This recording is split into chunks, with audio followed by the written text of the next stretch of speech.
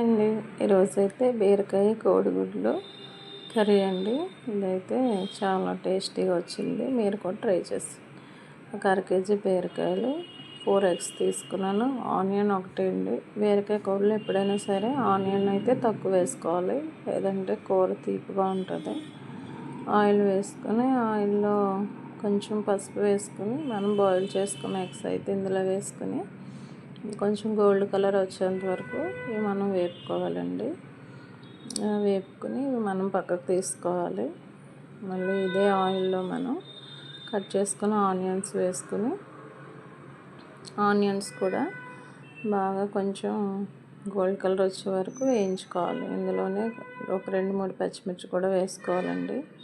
ఇవన్నీ కలిపి మూత పెట్టి మగ్గించుకోవాలి. మధ్య మధ్యలో మూత తీసి కలుపుతూ ఉండాలండి.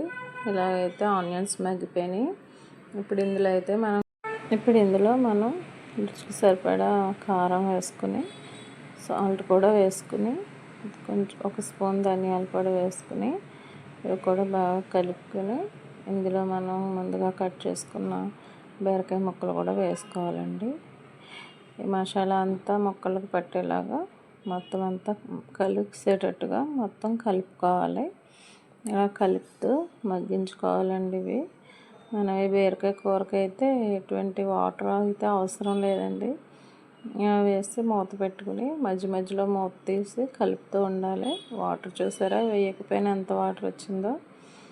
మగ్గిన తర్వాత ఇందులోనే మనం ఉడకబెట్టుకున్న వేపుకున్న కోడిగుడ్లు అయితే ఇందులో వేసుకోవాలండి. ఇందులో వేసుకుని మళ్ళీ మూత పెట్టుకుని మన బీరకాయ కూర అయితే ఉడికించుకోవాలి. బీరకాయ కూర అయితే చాలామంది ఇష్టపడరు, కానీ ఇలా ట్రై చేయండి, బాగుంటుందండి. మనం ఇందులో పచ్చిరొయ్యలు కూడా వేసుకోవచ్చు. పచ్చిరొయ్యలు వేసుకుంటే ఇంకా చాలా టేస్టీగా అయితే ఉంటుందండి. మన కర్రీ అయితే ఇలా రెడీ అయిపోయింది. ఇలా వాటర్ అంతా ఇంకిపోయే వరకు ఉడికించుకోవాలి. ఇలా చేసుకుని మీరు కూడా ట్రై చేయండి. మన వీడియో నచ్చితే మన వీడియో లైక్ చేసి